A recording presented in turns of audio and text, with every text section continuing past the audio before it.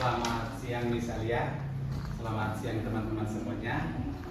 Perkenalkan saya Aruzil Zarubu dan saat ini saya akan mempresentasikan materi saya tentang pelatihan sumber daya manusia, di mana mata kuliah ini diambil oleh Misalia sendiri.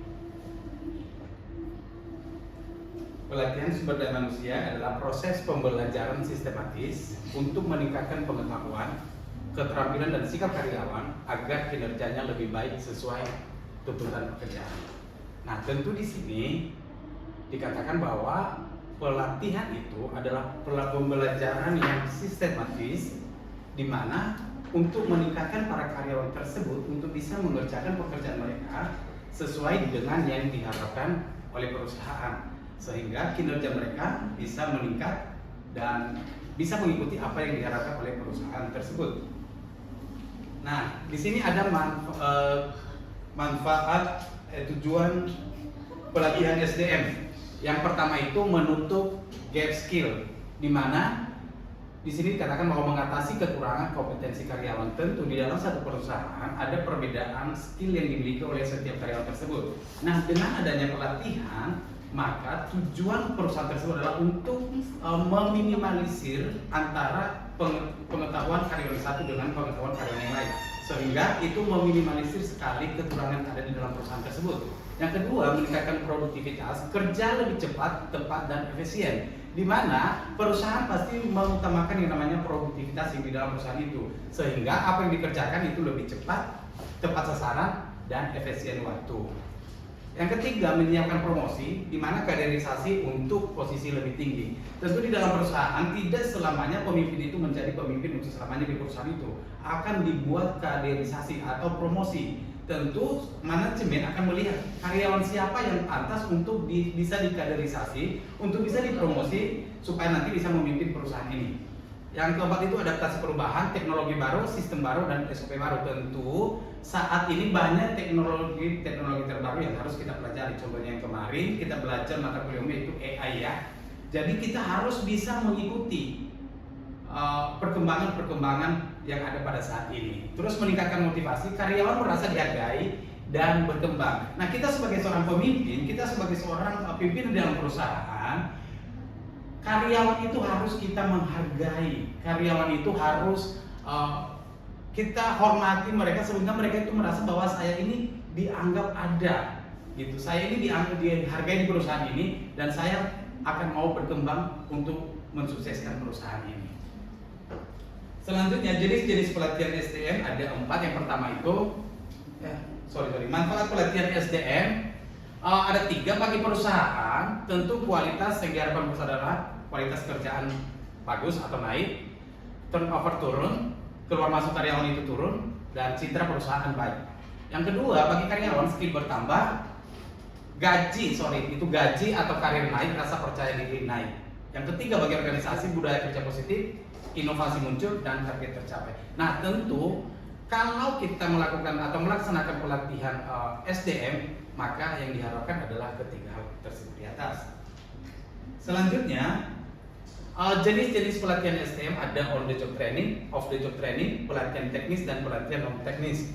On the job training berarti dilakukan pelatihan di tempat, gitu.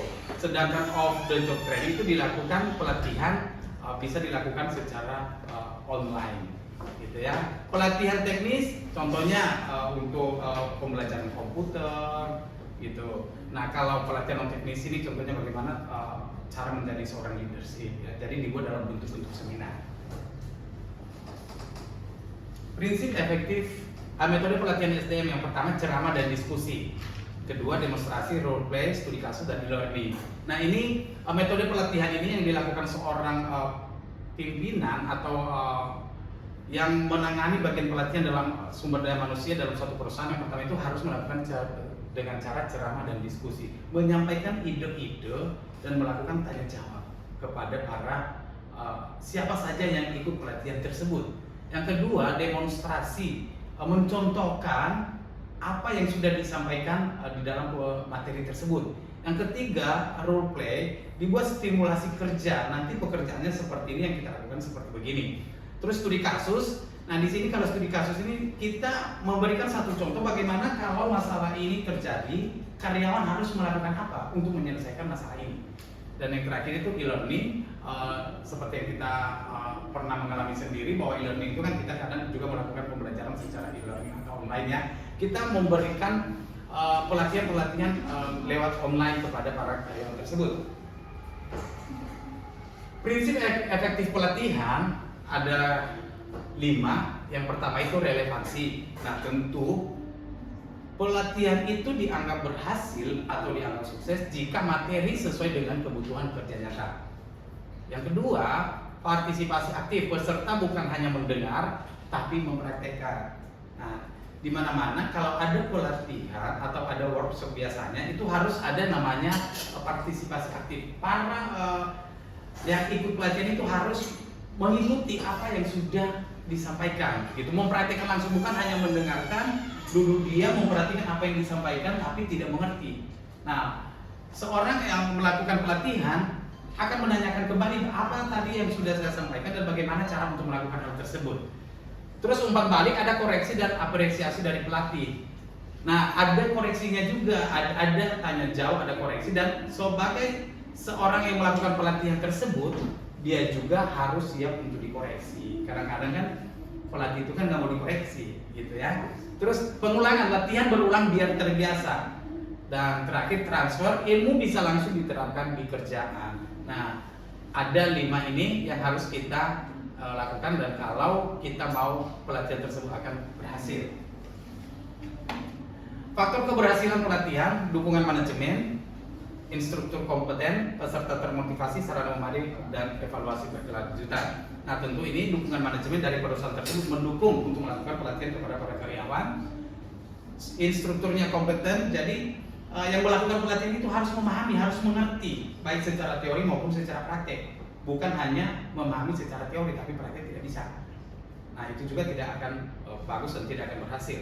Peserta termotivasi, jadi orang yang mengikuti pelatihan, mereka punya motivasi tersendiri bahwa kalau saya mengikuti pelatihan ini, maka tujuan saya harus mencapai target seperti begini. Saya harus mencapai kedudukan seperti ini di posisi perusahaan ini, gitu. Pasti punya termotivasi tersendiri. Terus sarana memadai. Nah, tentu kan kalau tempat pelatihan itu kan apakah kita pelatihannya outdoor atau indoor, kita harus bisa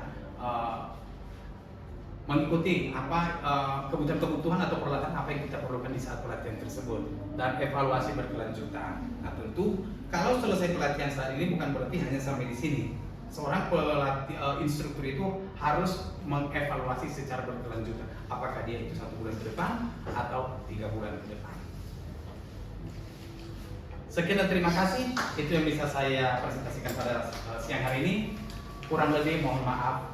Selamat siang. Oke, Mister, seandainya nih Anda seorang pimpinan ya, yang tadi coba before.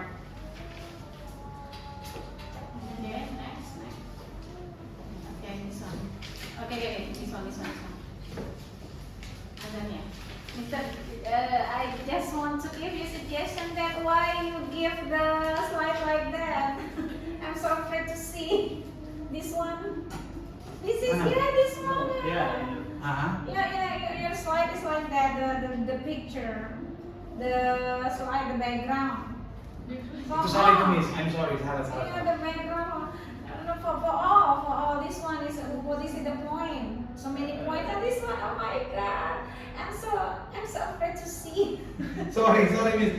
Ingat, itu kan saya ini dari pakai Canva, Miss. Itu sebenarnya ini kalau pakai kayak gini kan saya nggak paham ya, jujur ya, bisa untuk pakai Canva. Terus saya minta tolong ke teman-teman gitu. Jadi saya juga nggak tahu. Buatnya sih kayak saya melihat titik-titik banyak kayak gitu. Mana sih itu? Ya, habis selatan tuh. Iya, nggak fobia banget sih, kalau saya cuma geli aja gitu. Saya sih nggak fobia banget, gitu. Cuman kayak gimana nih? Bentar ya, azan ya, bentar ya.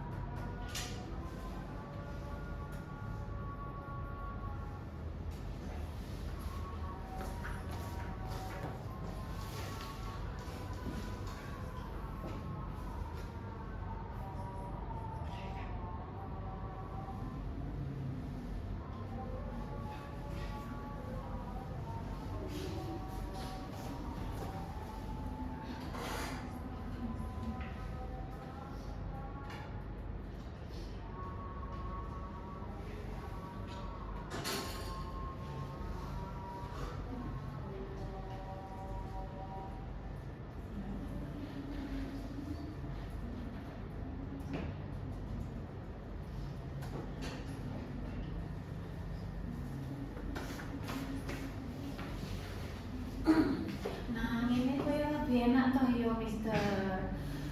Langsung saya langsung gerak gitu ya. Sama Fobia. sih ada sama sih ada sih. Titik-titik gitu ya? Iya, Fobia. titik-titik. Ada lagi titik-titik kayak itu tuh. Ih, begitu lagi tuh saya. Merinding. Sorry. Merinding aja ngeliatnya sih geli ya. Kayak apa sih? Maaf. Oke, Mister, it's okay, nggak apa-apa. Nah, udah selesai azannya ya. Oke.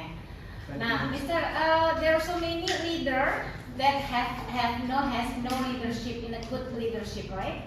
Like you have said to me, you have explained to me, like you are trying to be a good leader and make a leadership. Bisa So, pakai bahasa Indonesia untuk sementara. Mau belajar terus. Saya belum bilang ya kalau explanation questionnya in English ya. Belum. Nggak belum.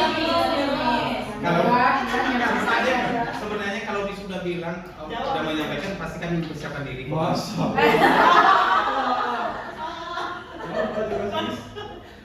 Saya lupa berarti saya ngomongnya. Belajar bahasa Inggris saya gimana? Nah, leadership ini kan penting ya Mister ya, seperti yang Mister sampaikan karena terkait dengan sumber daya manusia. Karena kalau sumber daya manusia itu sudah pasti semua yang ditangani adalah manusia gitu ya. Nah, kebanyakan leadership itu harus sesuai dengan perkembangan zaman tuh harusnya ya. Tapi ternyata leadership sekarang ini banyak sekali yang tidak sesuai dengan perkembangan zaman. Contoh seperti mereka tidak bisa mengatasi kekurangan kompetensi karyawan, mereka sulit. Leader loh ya, itu banyak perusahaan-perusahaan seperti itu. Ada juga yang menuntut karyawannya untuk bekerja lebih cepat, tapi ternyata leadernya itu menginstruksikannya buat gak cepat, gak gercep. Kemudian mengkaderisasi untuk posisi lebih tinggi, mereka itu hanya bisanya mengkader saja, tapi tidak bisa memberikan kompensasi yang baik dan benar, gitu ya. Kemudian gaptek teknologi, karena kebanyakan itu sering hanya memberikan instruksi ke karyawannya atau ke anak buahnya. Nah, akhirnya timbul karyawan itu merasa tidak dihargai, tidak berkembang, dan kok saya begini-gini aja. Nah, itu bagaimana? Leader yang hanya bisa menuntut tapi tidak bisa mengaplikasikan ke dalam kehidupan nyata untuk organisasinya sendiri. Ya, baik Miss, terima kasih. Mungkin memang kepemimpinan itu kan leadership itu banyak ya Miss ya. Ada yang kepemimpinannya itu ya kalau kita katakan zaman dulu jadi tidak bisa mengikuti zaman, betul. Tapi kalau seorang pemimpin mau belajar dan mengikuti bagaimana sebagai seorang pemimpin transformasional yang mengikuti zaman, maka dia akan memberikan yang terbaik kepada karyawan dan akan belajar hal-hal yang baru, gitu. Ya, jadi seorang pemimpin itu tidak hanya stagnan sampai di situ karena saya sebagai seorang leader, saya akan berhenti sampai di sini dan saya hanya menyampaikan kepada karyawan untuk ini lakukan ini tanpa memberikan kompensasi atau kompetensi yang lebih kepada mereka. Kenapa saya senang sekali dengan materi ini karena di pertemuan ke-14 itu kan adalah membahas tentang pelatihan dan pengembangan SDM. Karena saya juga sebagai seorang leader di sekolah, jadi kepada guru dan karyawan itu saya memberikan kesempatan untuk mereka berkembang dan saya selalu mengapresiasi. Gitu. Itu yang saya lakukan sih kalau saya selalu memberikan kesempatan kepada mereka. Jangan anggap diri ini bahwa saya tidak mampu, jangan gitu. Saya kasih kesempatan, ayo silakan maju, silakan berkembang sesuai dengan potensi kalian masing-masing. Yeah, it's okay. This is as you said to me many times that you are a good leader. I know that. Tapi gini maksud saya Mister, seandainya Mister menemukan pimpinan atau pemimpin Anda yang lebih tinggi di atas Anda gitu, seperti itu, nah sikap Anda seperti apa?